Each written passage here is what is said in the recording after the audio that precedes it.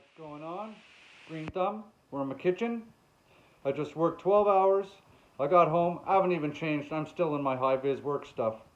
We're making dilly beans. I'm doing it for you guys. I'm sacrificing my whole night just so I can show you guys how to make dilly beans. Not complicated. So let me show you where we're at, and I'll show you where we're going. I have a big-ass pile of fresh dill. Stopped at the garden on the way home from work, grabbed a bunch of dill. I gotta wash it, hasn't been washed yet. I have a whole bunch of my garlic. I grew this year. I think there's 11 cloves in here. We're doing 10 jars. Why 10? Because I have 10 in an open case. Behind you right over there, boop. I have all the beans in the sink, sitting in cold water, getting crisp because they've been sitting out since I picked them yesterday. All right? So, I've already washed my jars. They're right over there in the oven. Lowest temperature my oven goes is 170. So they've been washed. They're just in the oven keeping warm. On my stove, because we're water bathing these. We don't have to pressure can them. We're water bathing them. I've already heated up that water. I don't want it boiling right now because I don't want to thermal shock the jars and crack those jars, okay? I have not made the brine yet. I'm not there yet. I need to get all those beans done because that is the most time-consuming thing. So what we need to do is, I'm going to take a jar.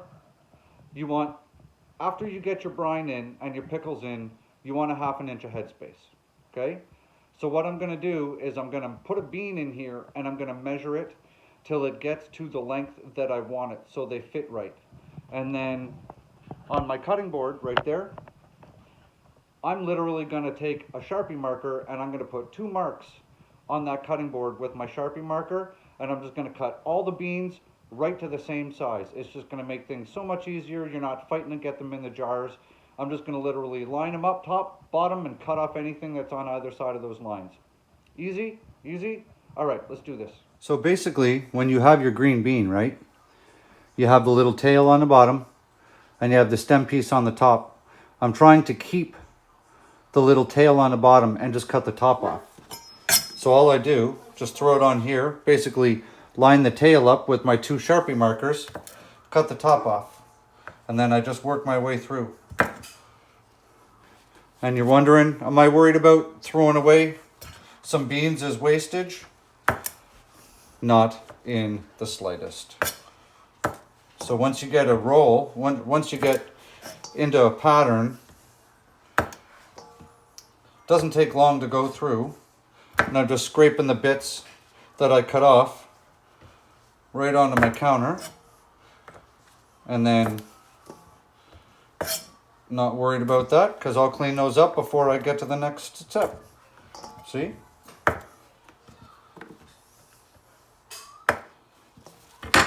That's it. Easy peasy. I'm going to keep going. I'll get this whole bowl done. So now I've got my beans all cut. They're over there. So now in this pot, I'm making my brine. So we're doing a double batch. I'll put the recipe in the bottom so you guys can read it. And it's a Ball Blue Book recipe, so it's certified. So we need 7.5 cups of vinegar. Okay. There's our 7.5 cups of vinegar in there. And 7.5 cups of water. Okay, so I'll get the water in too. So 7.5 cups of water. 7.5 cups of vinegar. It's got to be 5%. Okay, check it out. Look, vinegar companies are starting to screw people. You have to make sure you read your label. Get 5%. They're starting to drop it down to 4% because they're cheap. So make sure you're getting 5%. Says it on the label. Next, we need 2/3 of a cup of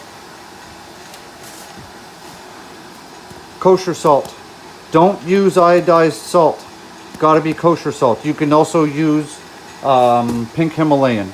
I've done it with pink Himalayan too. 2/3 of a cup of salt.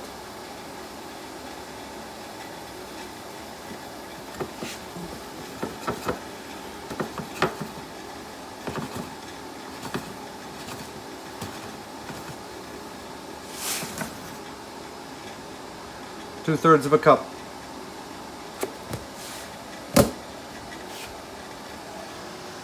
Pour that right into there. Get your element on. You want to get this boiling. So this is where everything comes into play now. So I've got the pot of brine warming up on the stove. Just keep giving it a stir. Don't use metal, use wood. It doesn't take long for the salt to dissolve. I just pulled these out of my oven. They're nice and hot and clean. So start loading them up. Garlic in the jar, bottom of every one of these jars.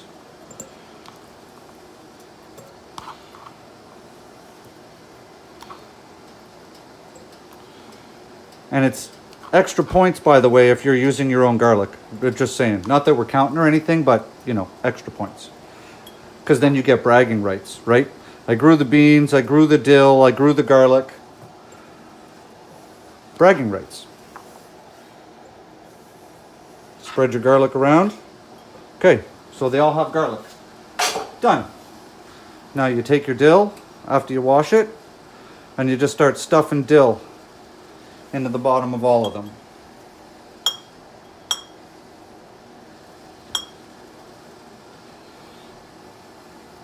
It's okay if you put lots of dill in. If you don't have fresh dill and you don't want to go to the store to get it, another option is using dill seed. I've done projects like this using just dill seed, and it works okay too. You can even get dill seed at your local, you know, bulk barn or whatever. And because these are dilly beans, we're not cheaping out on the dill. I've got lots. The bowl is stuffed here beside me, and I'm just going to keep packing dill into these jars until I run out of dill in this bowl. Basically is the plan here.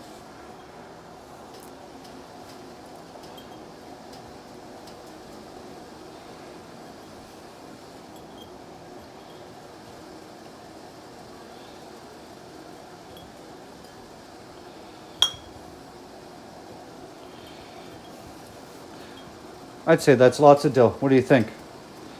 Okay, now, when it comes to packing your beans, there's a trick. Gotta stir the brine. And I'll show you on the first jar. When you're packing your jar, try to use beans that are straight and not curly ones, because they'll make it hard. Tip your jar on the side. Load your beans in and just keep loading them on the side, okay? And packing them down as you go, because remember, you've got garlic stuffed in the bottom there now. And don't let your beans go squirrely and sideways on you. And because we measured them all, see, this kind of bean is going to cause problems. So what I do with one of those, I put it on the side and I pack it down. And remember, when you put your brine in here, if you have extra beans in your bowl, the brine is going to soften your beans down. And if need be, you can pack more beans into your jar. But don't forget, you have to have a 1/2 inch of headspace, right? That's why we cut them all the right length. See? Okay.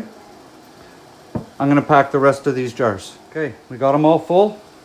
We ended up with one extra jar because I didn't have enough beans, which is fine. So now you're going to need your funnel. You can get all this stuff, guys. For those of you that are new to canning, you have to have this stuff. It comes as a kit. You get a funnel. Jar tongs, gotta have those. A metal dipper to pull your lids out of the water, which, by the way, with Bernardin especially, they are now saying do not boil the lids. It's ruining the rubber seal. You no longer have to boil your lids. And then you gotta have a plastic tool to remove the air bubbles. You can't use metal. So use one of these and you're gonna poke it around and get all the air bubbles out. All right, so you ready for this? take your funnel, put it in. Get your brine. Got my brine right there. Brine's right beside me. I like to use a big measuring cup.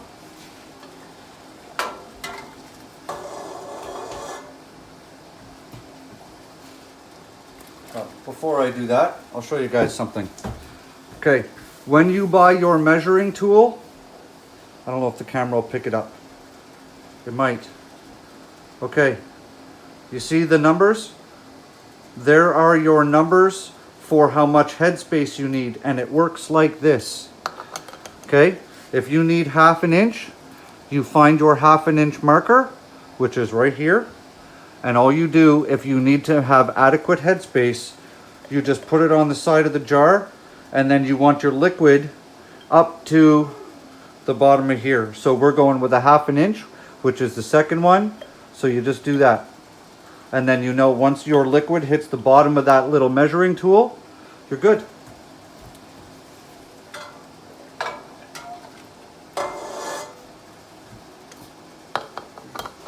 So what I like to do is I'll just start out topping water or topping brine into a bunch of them, and I'm not too worried about my measurements as of yet.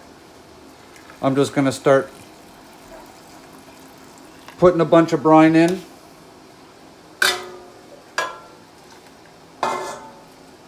and then afterwards I'll just get the right measurement.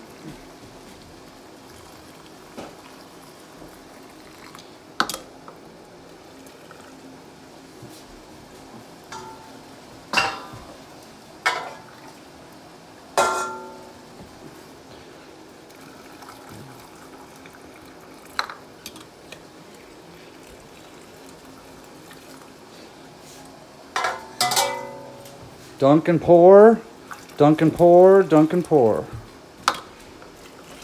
This is why I like big measuring cups, because there's not a whole lot of messing around.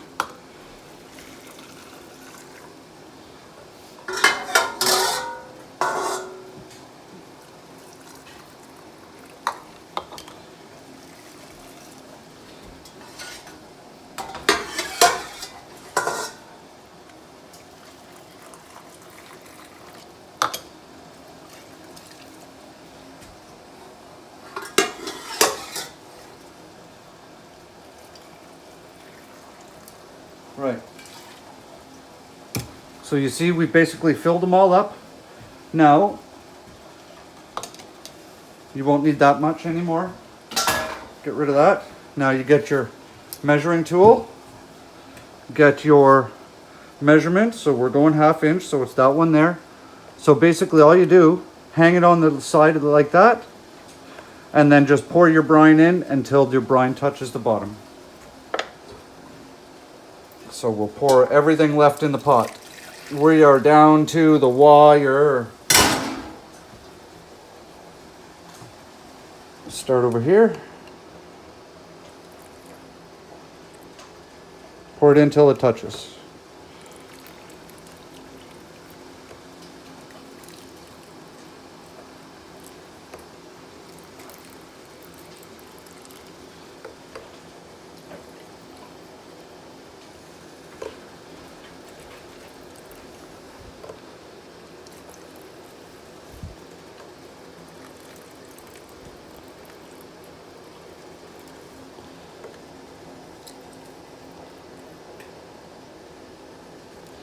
Okay, that's it. Now, get rid of that, get rid of that. Everything's a multi-step process. Okay, I'll be right back. You want to do next, get a little bowl of vinegar, okay, pure vinegar. Get some paper towel, and I fold it about like that. Dip it in the vinegar. Okay, I've dipped it in the vinegar, it's wet. Now what you want to do is you want to run your vinegar around the top rim. See, everything's floating. You want to run the vinegar cloth around the top of every jar. because you may have salt on there, you may have contaminants on there, right, from processing, especially if you're doing something like salsa or whatever that can get a little sloppy, right? So there, those are all clean now.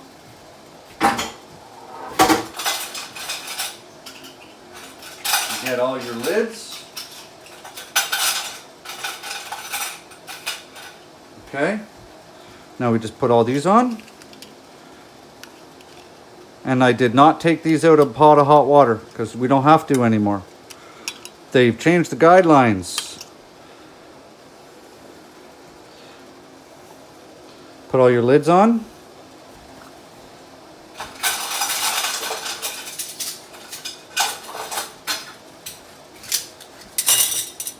Now, when you put your bands on, okay, put them on until they just get a little snug. Grab it with your fingers, and it's only finger tight. So when you're grabbing it, you don't have to grab it hard, but as soon as your hand starts to turn, they're about as tight as you want them. Because when these are in the water bath, you want any air in here to be able to come out. If you crank them down too hard, that will not be able to happen.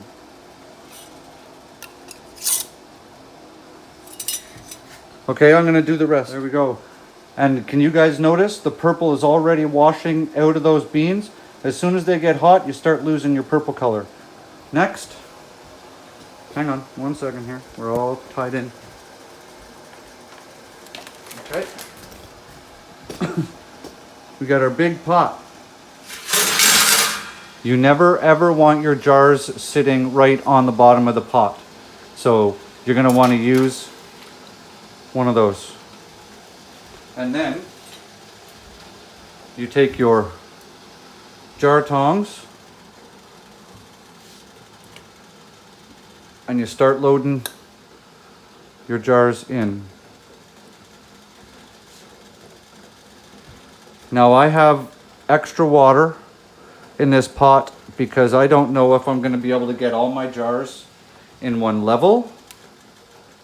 When you are water bath canning, you have to have a minimum of 1 inch of water above the tops of your jars. And so as you load each jar in, the water volume in your pot will obviously get higher and higher.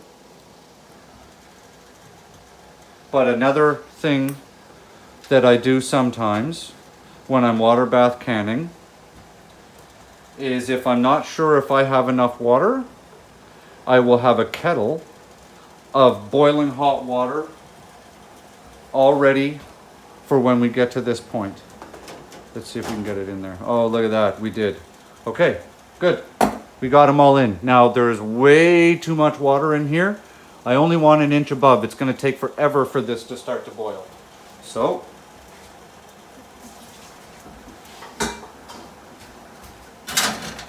we just do the opposite of what we did before.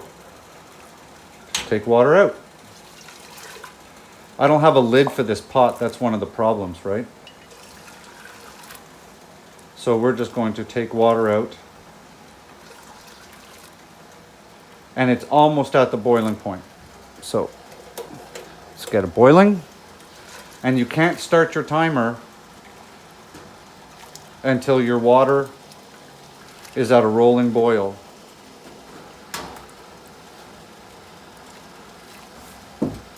So if you want to know how much water you have, take something, dip it in, take a measurement to the top of your lid. I currently have that much water. That's 2.5 inches. So I don't need that. I'm in a rush. We're going to take another scoop out.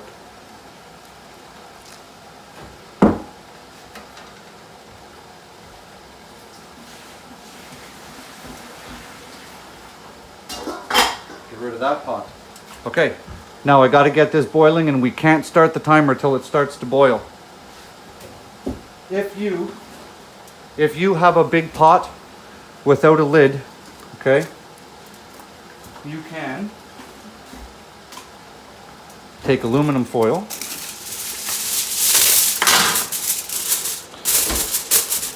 and make a lid.